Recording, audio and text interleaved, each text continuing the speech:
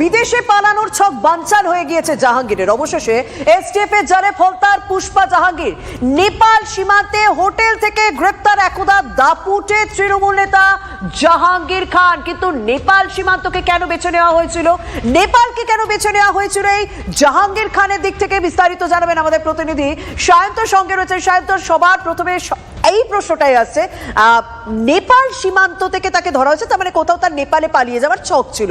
নেপালকে কেন বেছে নেওয়া হলো? মানে বদলের বাংলা এখন বাংলাদেশ বন্ধ বলে কি নেপাল হয়ে বাংলাদেশ, এরকম কোনো ব্যাপার স্যাপার ছিল?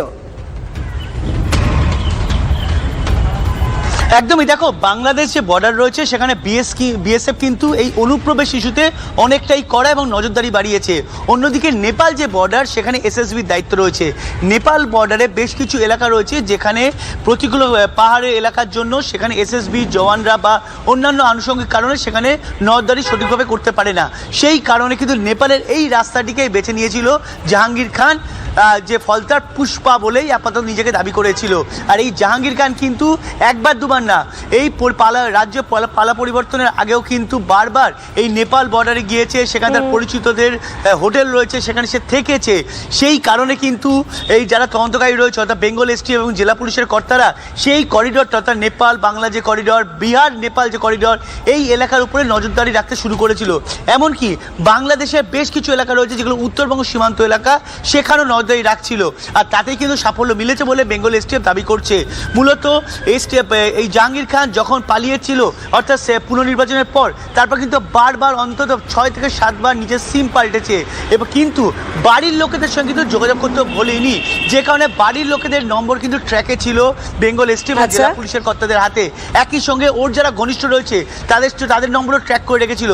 অর্থাৎ কোথাও না কোথাও মনে করা হচ্ছে এই মোবাইল ট্র্যাকিং এবং তার পরিচিতদের আস্তানায় নজর রাখা সবগুলোকে এক সূত্রে বেঁধেই কিন্তু এই জাহাঙ্গীর খানকে ধরতে সক্ষম হয়েছে বেঙ্গল এসটিএফ এবং জেলা পুলিশের কর্তারা। যে কারণে নেপালের বর্ডারে কখন যাবে কবে যাবে এইগুলোকে ধরে একদম পুরো বিষয়টা ট্র্যাক করা সম্ভব হয়েছে এসটিএফ এর পক্ষ থেকে। দেবাংশু পণ্ডা ফলতার বিজেপি বিধায়ক, তিনি কি বলছেন একবার শোনা যাক। গ্রেপ্তার হওয়ার কথা ছিল, পুলিশ এবং এসটিএফ বিভিন্নভাবে বিভিন্ন জায়গায় তল্লাশি করেছিল, পালিয়ে গেছিল। 26 তারিখ পর্যন্ত মহামান্য হাইকোর্টের আদেশ অনুযায়ী কোনো স্টেপ নিতে পারেনি। পরবর্তীকালে ও পালিয়ে যায়, এখান থেকে পালিয়ে বিভিন্ন জায়গায় সেন্টার নিয়েছিল, আজকে ধরা পড়েছে। ওর বিরুদ্ধে প্রচুর অভিযোগ রয়েছে, সরকারি টাকা 900 হয়, মা বোনেদের উপর অত্যাচার, বাড়িঘর লুটপাট। এর সঙ্গে যারা ছিল অনেকেই এখন বর্তমানে বাইরে রয়েছে, পালিয়ে বেড়াচ্ছে। যেরকম মানস পান্ডা, তারপরে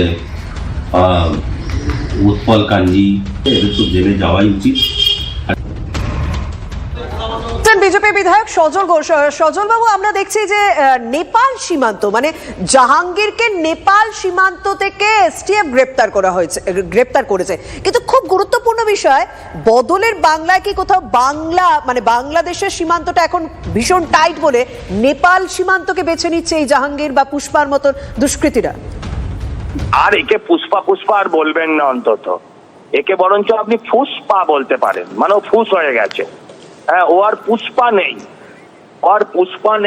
ওর খেলা অনেকদিন আগেই শেষ হয়ে গেছে। আর এরা মানুষকে শুধু মারেনি, মানুষকে শুধু খুন করেনি, এরা মানুষের জমি জায়গা সমস্ত কিছু লুটেছে। এদের বিরুদ্ধে যত অভিযোগ আছে আগামী 3টে জন্মর জেলে কাটানো উচিত। আমি অনুরোধ করব সরকারের কাছে, করেছেন অত কষ্ট করে সীমান্তবর্তী অঞ্চল থেকে, যেন আমরা না দেখি যে পুজোর সময় আবার জামা প্যান্ট পরে সুন্দর করে পাড়ায় পাড়ায় ঘুরে বেড়াচ্ছে। এরা যেন জেল থেকে ছাড়া না পায়। এদের বিরুদ্ধে যত অভিযোগ আছে সমস্ত অভিযোগের যেন শাস্তি হয় এবং এদের বাকি জীবনটা যেন জেলের বাইরে না আসতে পারে, সেটাই আবেদন। ধন্যবাদ। এদিকে বিধানসভা ভোটের সময় জাহাঙ্গীরের উদ্দেশ্যে সাবধান বাণী শুনিয়েছিলেন সিংহাম অজয় পাল শর্মা। জাহাঙ্গীরের বাড়িতে গিয়ে ফলতার দাপুটে নেতাকে উদ্দেশ্য